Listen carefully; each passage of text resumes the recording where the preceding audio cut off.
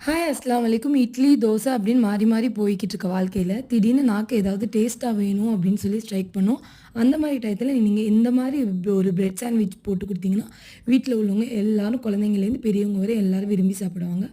அதுக்கு முதல்ல ஒரு பேன்ல நெய் அல்லது பட்டர் விட்டுட்டு, அதில கொஞ்சம் கார்லிக்க லைட்டா செவக்கிற அளவுக்கு ஃப்ரை பண்ணிக்கோங்க.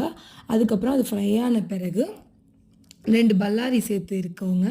பல்லாரிய உப்பும், கொஞ்சோண்டு மஞ்சத்தூளும் போட்டு லைட்டா வதக்கிக்கோங்க. ரொம்ப செவக்கிற அளவுக்குலாம் வதக்க வேணாம். அது கூடவே 2 தக்காளி, ஒரு துருவுன கேரட் இதெல்லாம் போட்டு ஒரு 5, 6 நிமிஷம் வதக்குனா போதும். ரொம்ப நேரம் வதக்க தேவையில்ல. வதக்கிட்டு, அது நல்லா பச்சை வாசனைலாம் போன பிறகு ஸ்டவ் ஆஃப் பண்ணிடுங்க. ஸ்டவ் ஆஃப் பண்ணிவிட்டு டொமேட்டோ கெச்சப்பை வந்து அது கூட சேர்த்து நல்லா கிளறி விடுங்க. அதுக்கப்புறம் கொத்தமல்லி இலைகள கொஞ்சம் தூவிக்கோங்க. உங்களுக்கு தேவை அப்படின்னா, பச்சை மிளகாவையும் கொஞ்சம் குட்டி குட்டியா ஆஞ்சு இதில போட்டுக்கலாம்.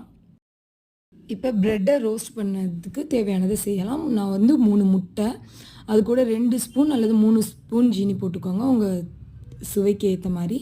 அது கூட ஒரு 1/4 கப்பு பால், 2 ஏலக்காய், ஒரு கொஞ்சோண்டு உப்பு. இதெல்லாம் போட்டு மிக்ஸியில போட்டு நல்லா மிக்ஸ் பண்ணிடுங்க. அத ஒரு பாத்திரத்தில மாத்திட்டு, பிரெட்ட வந்து முன்னாடி, பின்னாடி நல்லா டிப் பண்ணி எடுத்துக்கோங்க. அப்புறம் ஒரு பேன்ல நெய் அல்லது பட்டர் விட்டுட்டு, பிரெட்ட வந்து நல்லா முன்னாடியும், பின்னாடியும் செவக்கிற அளவுக்கு நல்லா ஃப்ரை பண்ணி எடுத்துறணும். இத பாருங்க பிரெட் வந்து நல்லா ஃப்ரை ஆயிருச்சு. அப்புறம் ஸ்டவ் ஆஃப் பண்ணிடுங்க. அந்த பிரெட்ட தனியா எடுத்து நம்ம வதக்கணும் இல்லையா? அத வந்து உள்ள இதுக்கு வந்து ஸ்டஃபிங்கா குடுக்குறோம்.